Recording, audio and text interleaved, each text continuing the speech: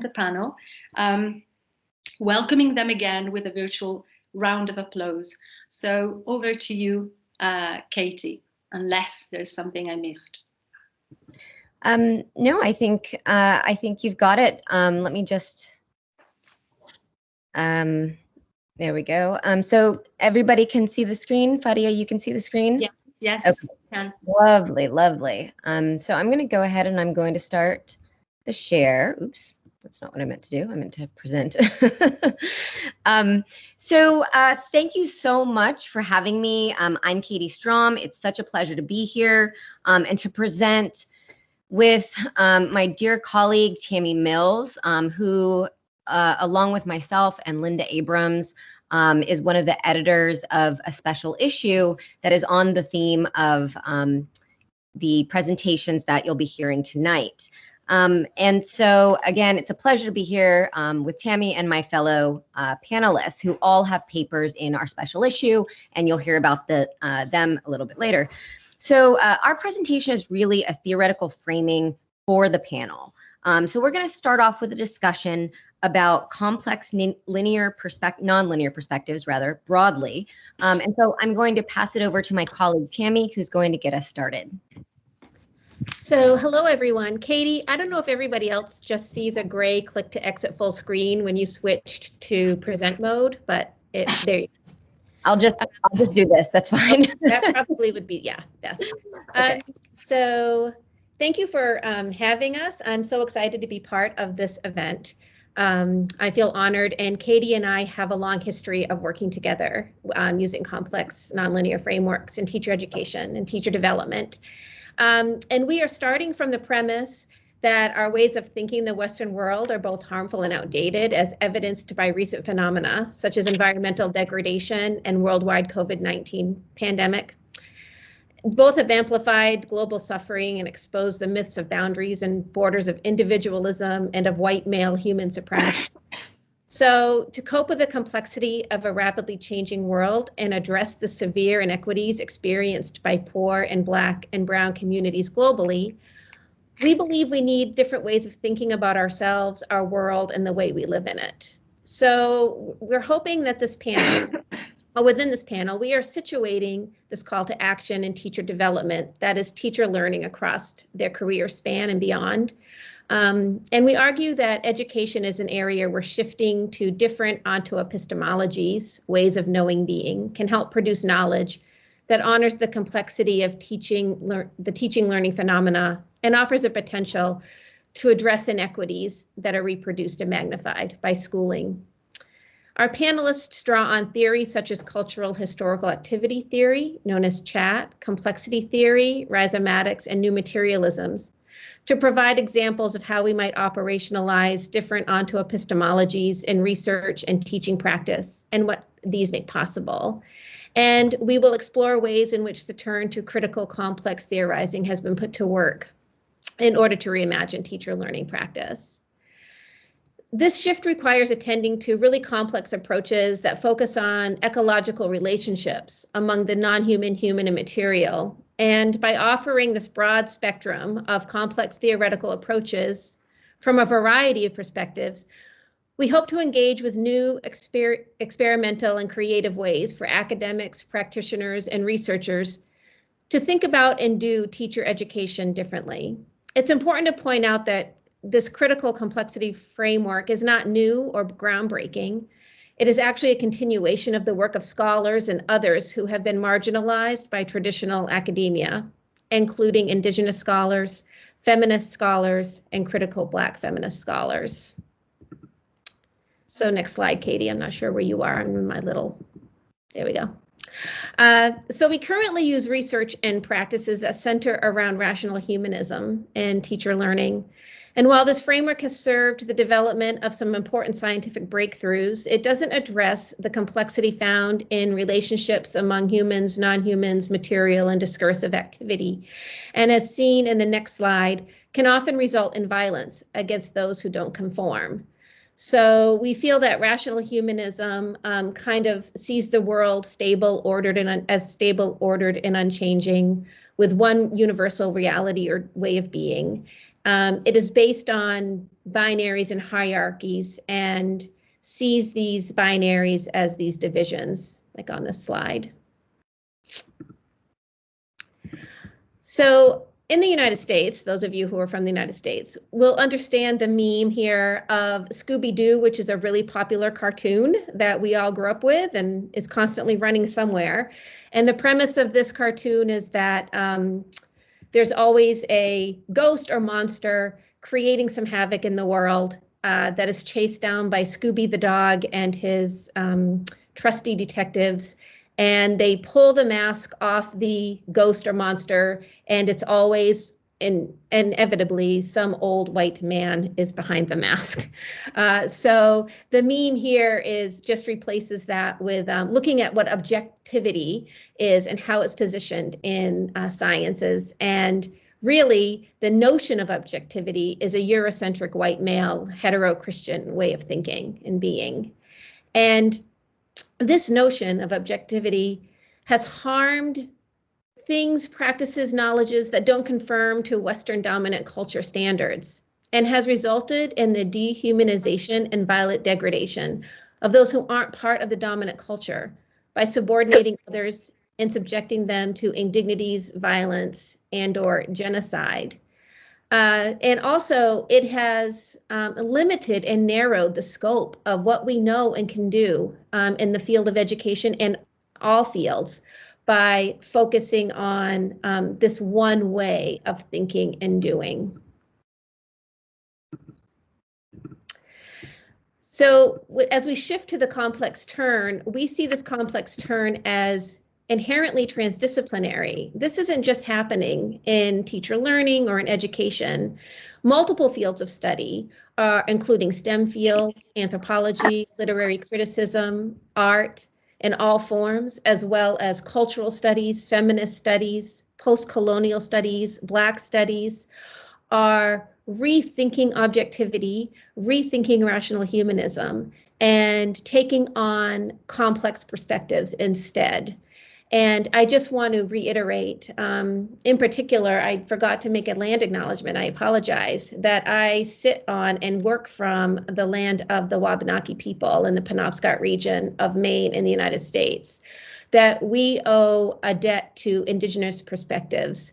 These are not new, but they have been uptaken by academia in various ways.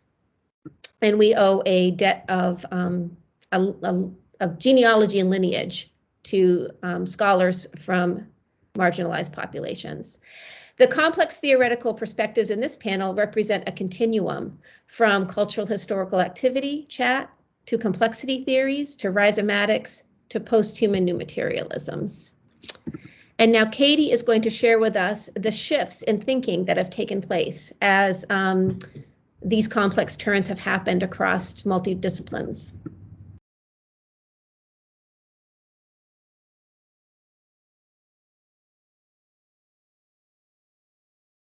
Katie?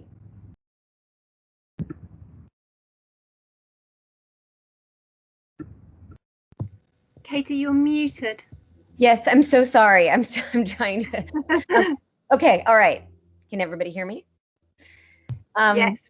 Perfect. Okay, so sorry again, and I apologize for not being as able to operate in Microsoft Teams. Okay, so these complex frameworks to varying degrees involve a set of conceptual shifts that we've taken to calling critical complex thinking.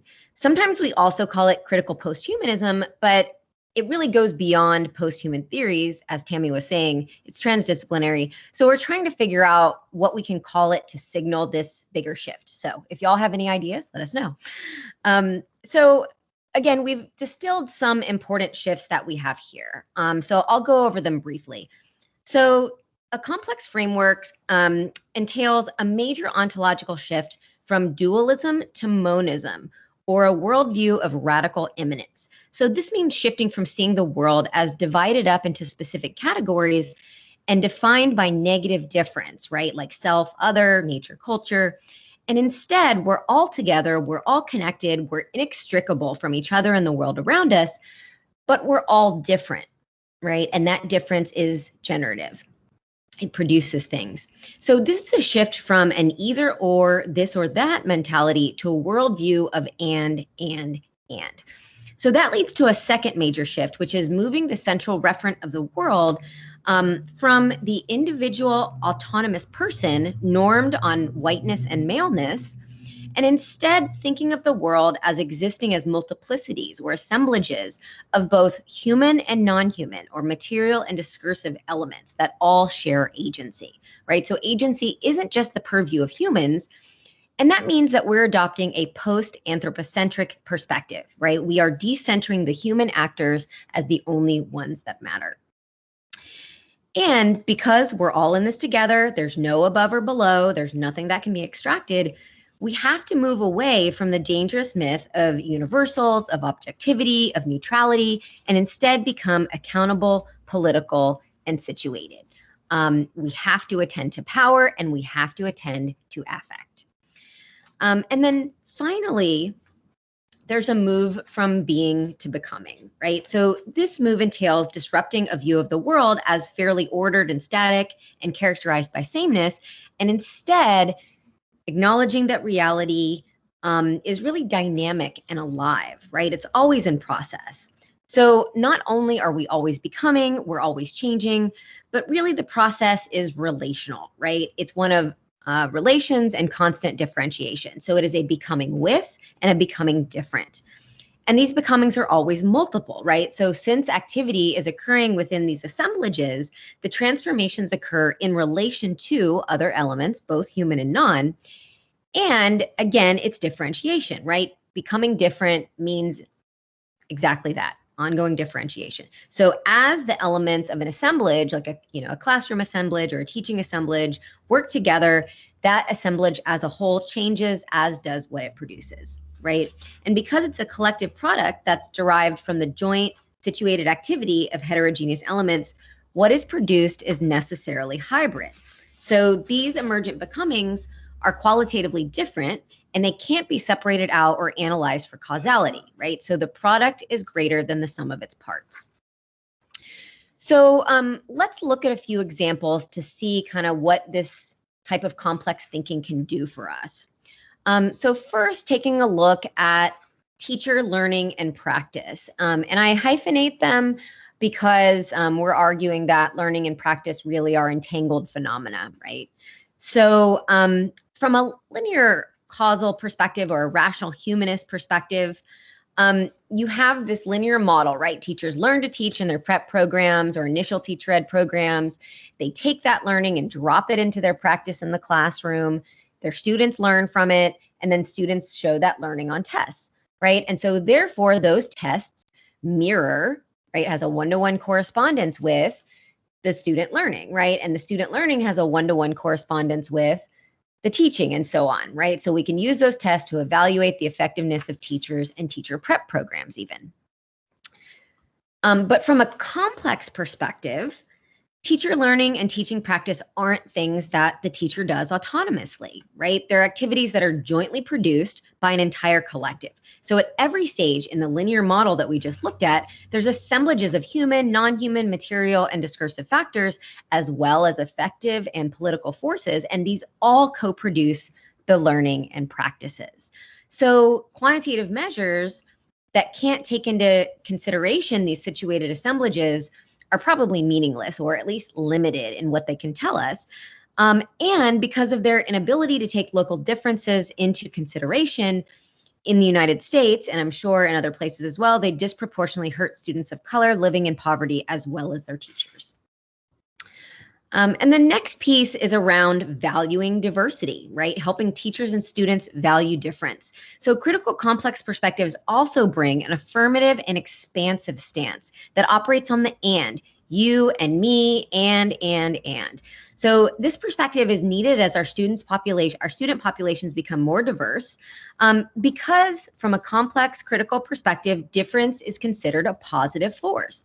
The more difference you introduce into a situation, the richer whatever it produces is going to be, right? So for example, in a classroom, diversity of language, culture, and experience, they're all positive forces that help create a much richer experience for everybody, right? The more languages that are spoken, the more cultures that are honored, the more different experiences that are included, the more everyone learns and the more multifaceted their experience is.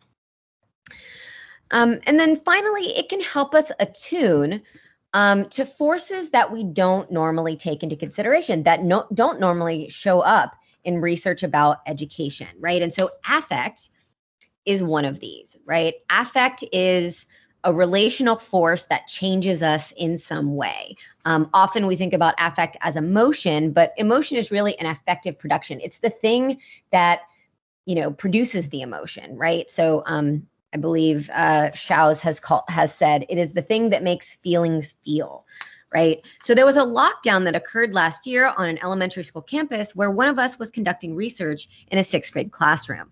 The classroom was a portable on the outside of campus. So it's a temporary building that is built very flimsily. And even though it's meant to be temporary, they're often not. They're just used as extra space.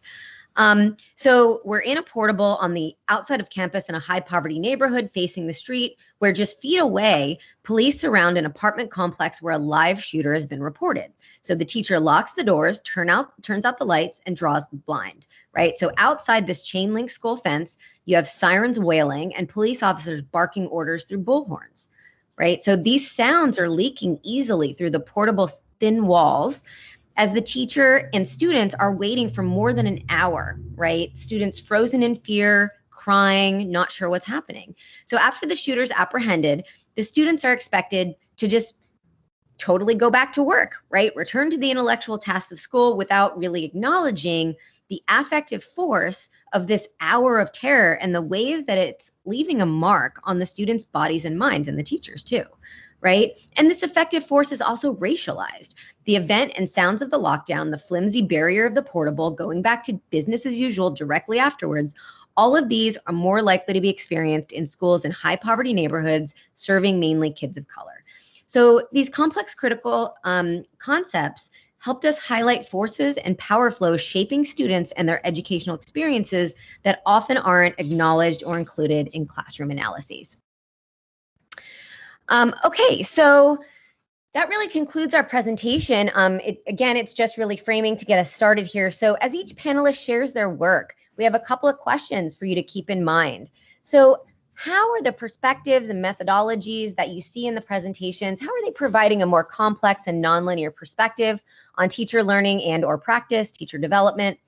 And where do you see examples of the conceptual shifts we discussed, right? From either or to and, so a more connected and expansive understanding, moving from individual to multiplicity with shared agency between human, non-human, material, and discursive elements, from universal, neutral, objective to political and situated and accountable, and from being to becoming, right? Becoming with, becoming different, always changing, dynamic, and alive.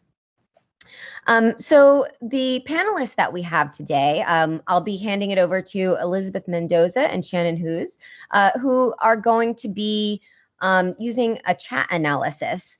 And after that, we have Joanna Garner using complexity theory, Brandon Sherman using rhizomatics, and Alex Kendall using new materialism. So again, these are complexity theories that are on a continuum. And as I mentioned before, all panelists will be featured in a special issue in Professional Development in Education on Complexity and Teacher Development that Tammy and I and a third author, Linda Abrams, are editing and will be out in April. So thank you very much. And I'm going to go ahead and hand it over to